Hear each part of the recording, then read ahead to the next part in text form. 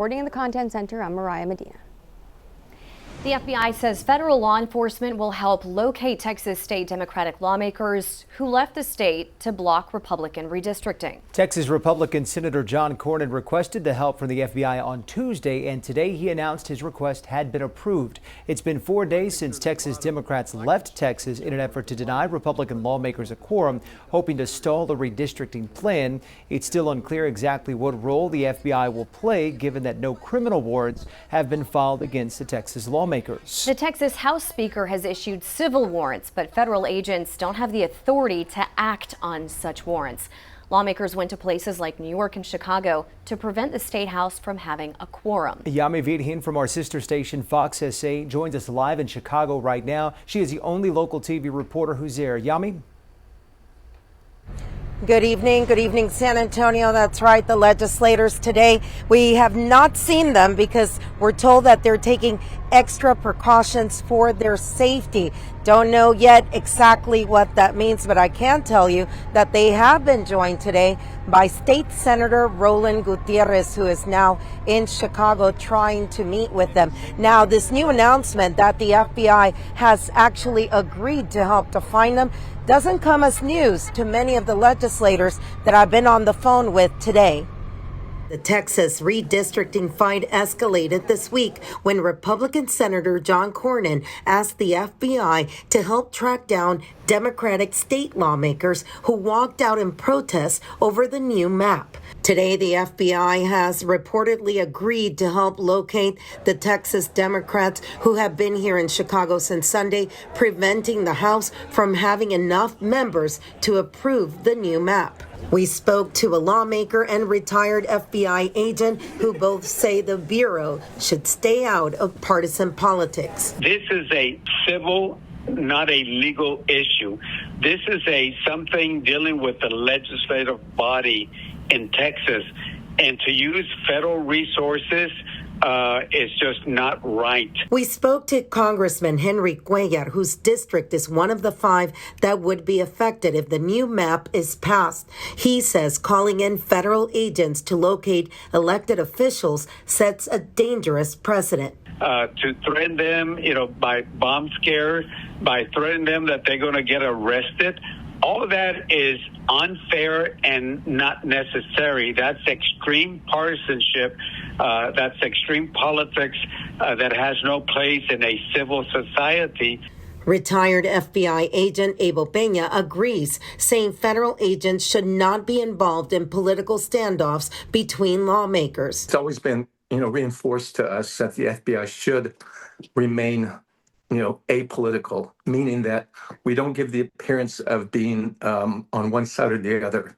Having any kind of appearance of partisanship, it really just undermines the credibility of the FBI. Peña, who headed a public integrity unit investigating and prosecuting elected officials, says based on what's publicly known, there's no federal crime involved that would even justify the Bureau's involvement.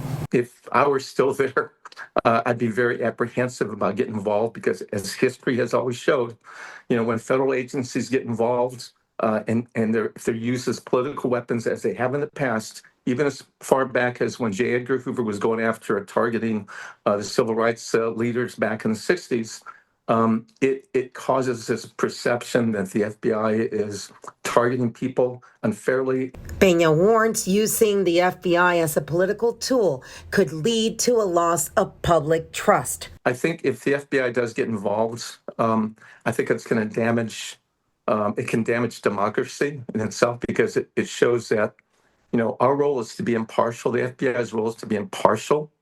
We're an impartial guardian of the law. Now, legislators that we have spoken to today say they are aware that Director Patel has asked agents in San Antonio and Austin to help locate them.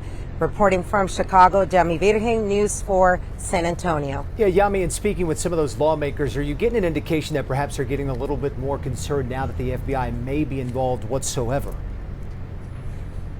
Jonathan, I can honestly tell you, most of them are not concerned about the FBI getting involved, about Paxton asking for them to be brought back. Their main concern right now, according to all of them, is this map and making sure that a vote is not taken. And I have to tell you also, I mean, this is a large group. They won't give us exact numbers of legislators that are here in Chicago, but from my own phone calls and interviews that I've done over the last few days, this is a large group. Not that difficult to find them. Very interesting to see what happens next. Thank you, Yami.